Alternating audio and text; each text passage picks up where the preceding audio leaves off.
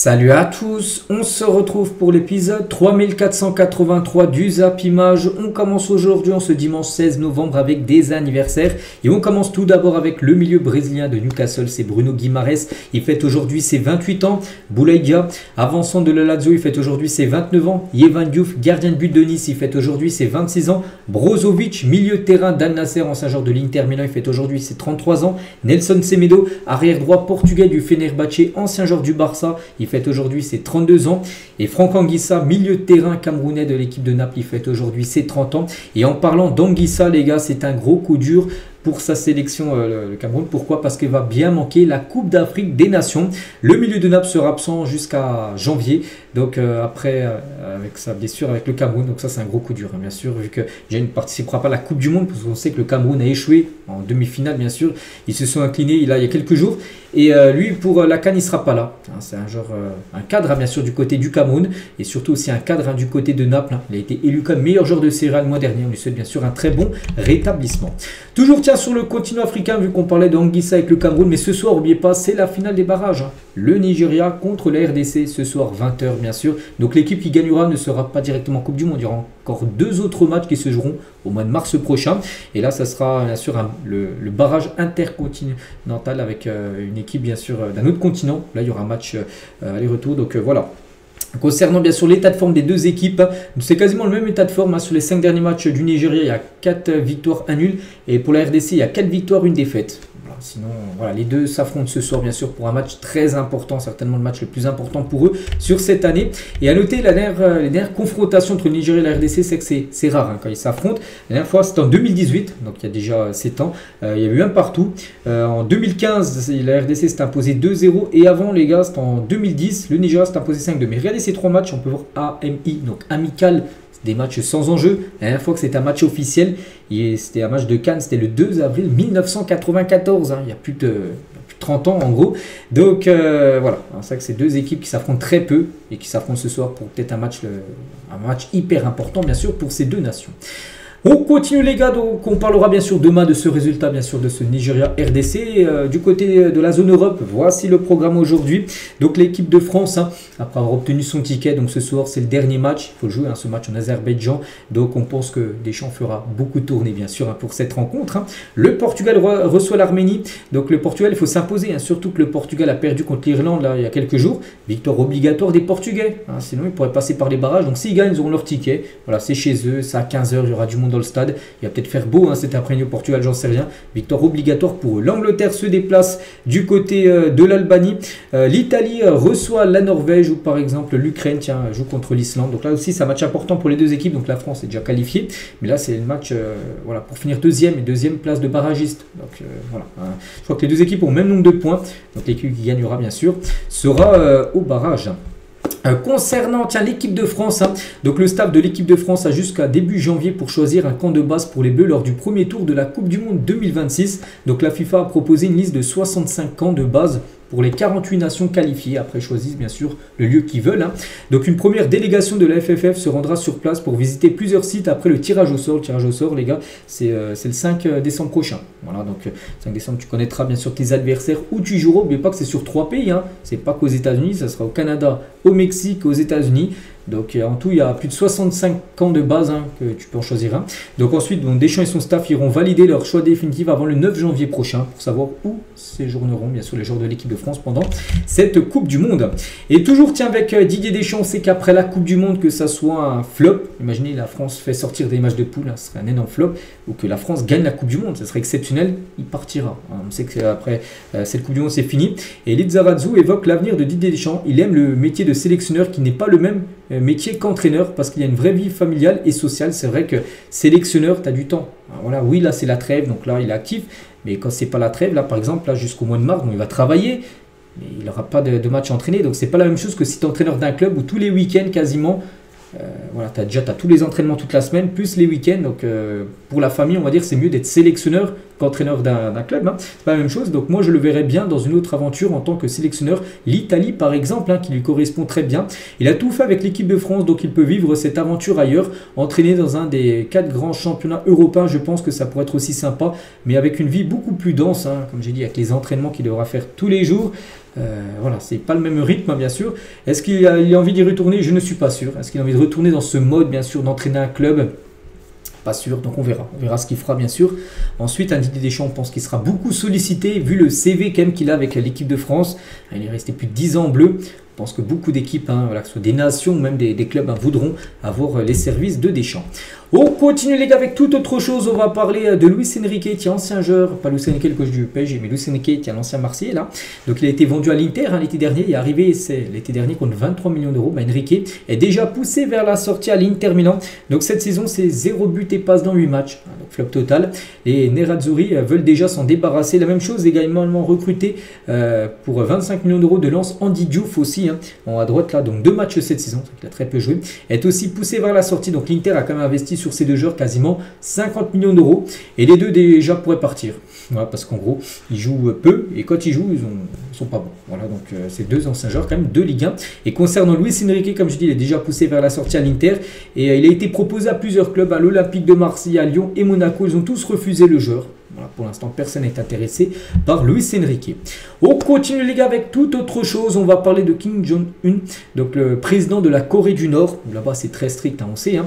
Donc, a accepté de diffuser les matchs de Première Ligue en Corée du Nord. Ça, c'est inédit. Hein, parce qu'avant, les gars, ils ne voulaient pas de matchs de Première Ligue du championnat anglais diffusés en Corée du Nord, mais avec des critères, hein, mais seulement sous certaines conditions très strictes. Hein. Donc tout d'abord, les matchs ne seront pas diffusés en direct, mais seront montés avant leur diffusion. Voilà, donc il ne faudra pas regarder le résultat avant, parce que sinon, voilà, là-bas, ils feront déjà des montages, hein, ils couperont peut-être des séquences qu'ils ne veulent pas montrer là-bas. Donc voilà, ça ne sera jamais diffusé en direct, en gros, en Corée du Nord. Hein. Toute séquence vidéo mettant en scène des joueurs sud-coréens sera supprimée. Voilà. Chaque match sera raccourci à 60 minutes au lieu de 90 minutes habituelles. On ne sait pas pourquoi 30 minutes, en gros, ils couperont, je ne sais pas, ils couperont peut-être des périodes où il ne se passera rien. Oui, c'est vrai que peut-être des fois, quand il y a des joueurs blessés, ils couperont ça. Ils feront un condensé sur 60 minutes. Voilà. Autre critère, les gars, donc tous les textes en anglais visibles dans le stade pendant la retransmission seront remplacés par des graphismes nord-coréens. Voilà. Et toutes les scènes affichant des symboles LGBT sera coupées au montage. Voilà, parce qu'oubliez pas que le match ne sera pas diffusé en direct. Il y aura un monteur qui va faire le montage en gros du match de Première Ligue. Donc voilà, en gros, déjà c'est un événement parce que là-bas avant c'était interdit, hein, les matchs de Première Ligue là-bas en Corée du Nord. Et bon, ça pourra être le cas, mais avec des conditions, on peut voir, très strictes. Ancelotti, les gars, il parle de Ronaldo, donc CR7, donc atteindra sans aucun doute les 1000 buts en carrière. Hein. Il a 953 à Ronaldo, hein. Donc il va y arriver, j'en suis sûr, n'ayez aucun doute, il le fera. Hein, on se doute, les gars, tant qu'il n'aura pas ses 1000 buts, Ronaldo, il ne va pas arrêter à 990, bien sûr. Tant qu'il n'aura pas ses 1000 buts, il continuera, on le sait. Hein.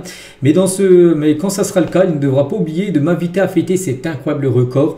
En Italie, on m'a récemment interrogé sur Modric et ses 40 ans et j'ai répondu qu'il allait bien sûr briller à Milan. Lucas et Cristiano sont des professionnels passionnés de football. Ils atteindront toujours leur objectif. Voilà ce qu'il a pu dire sur 2 ex-joueurs qu'il a pu coacher bien sûr du côté du Real Madrid. Toujours tiens du côté du Real, on va parler de Makelele, ancien joueur du Real Madrid, hein, un joueur actuel du Real Madrid avec qui j'aurais aimé jouer. Il dit Mbappé. Mbappé avec moi, il marquera encore plus de buts parce qu'il n'aurait pas besoin de défendre avec moi derrière lui parce qu'on il ratissait tous les ballons, hein, bien sûr, avec Claude Makelele.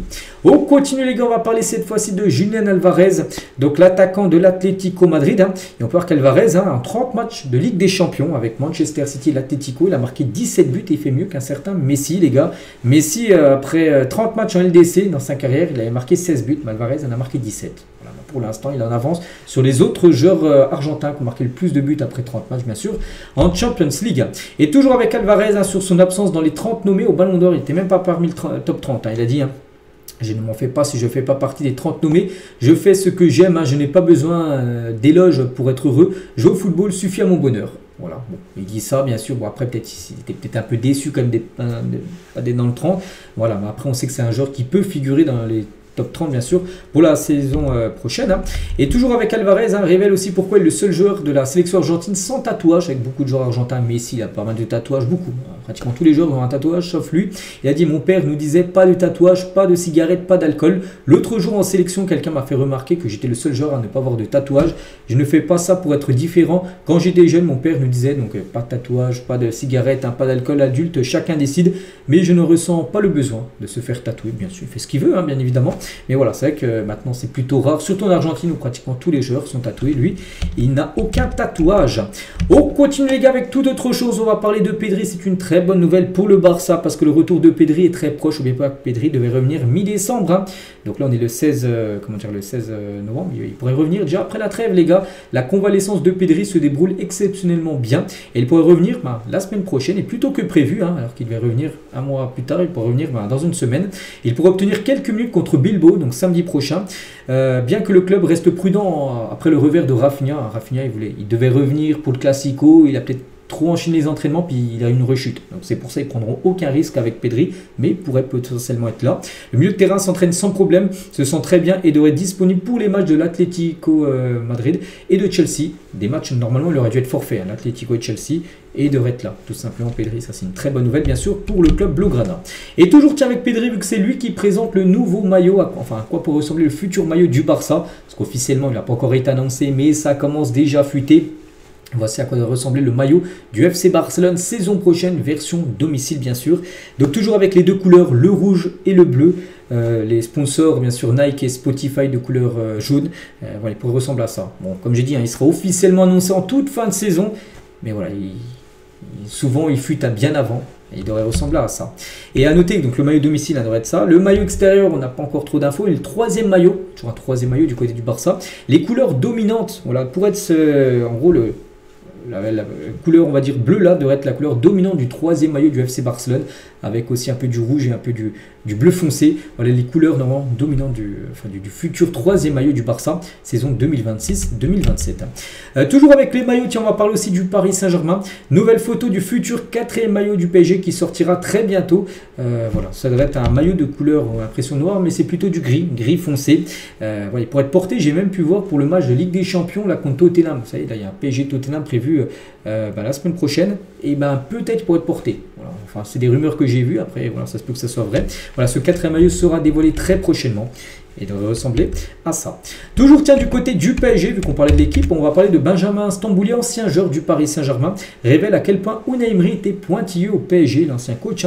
Il a dit au PSG, Unai Emery mettait 4 petits buts, des mannequins, des couleurs, des plots, on était au milieu. Il annonçait une couleur, il fallait avoir tout scanné avant car il y avait une prise de décision à faire avec un ballon qui arrivait à 2000 à l'heure. Sinon un jour, sur un exercice de coup franc, il dit « Je veux que le mur saute mais pas plus haut que la circonférence du ballon ». Il était précis, tu peux sauter mais il ne faut pas que tu sautes trop. Sinon, ça a gêné son exercice en gros. Je me suis dit, lui, il est dans les détails. Voilà. Il a parlé aussi de Stambouli, de Tem Ben Arfa. Il a dit, donc Ben Arfa, tu te dis, mais c'est quoi le mec, enfin ce mec, Stambouli révèle qu'Atem Ben Arfa était le joueur le plus choquant aux entraînements au PSG.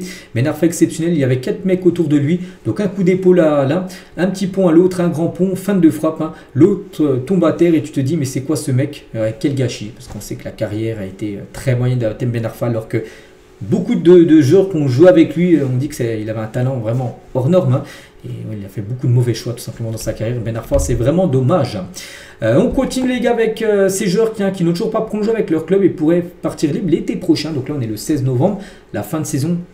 On va dire les fins de contrat, tout ça c'est le 30 juin. On parle souvent de cette date du 30 juin. Donc là 30 juin 2026, tous ces joueurs peuvent potentiellement être libres dès le lendemain, le 1er juillet 2026. Il y a quand même des grands noms, pas Mécano bien sûr, ciblé par le PSG, Konaté ciblé par le Real, Mike Mignon, le gardien de l'AC Milan, mais en fin de contrat en fin de saison, Benzema aussi, est-ce qu'il va rester à l'Etihad ou revenir en Europe pour arrêter sa carrière, on ne sait pas, mais en tout cas il est en fin de contrat en fin de saison. Gueye pour aller à Liverpool, Vlahovic on verra, Silva lui j'ai vu qu'il pourrait retourner peut-être au Benfica. Voilà, comme une sacrée liste de joueurs les gars, Lewandowski, Dybala, Rudiger, Fabinho, tous ces joueurs les gars seront libres là d'ici quelques mois.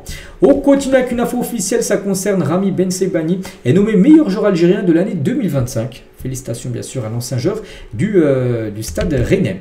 Et concernant le meilleur espoir algérien de l'année 2025, c'est le jeune Ibrahim Mazza, qui joue également je crois en Allemagne, Mazza, donc c'est lui qui remporte ce prix.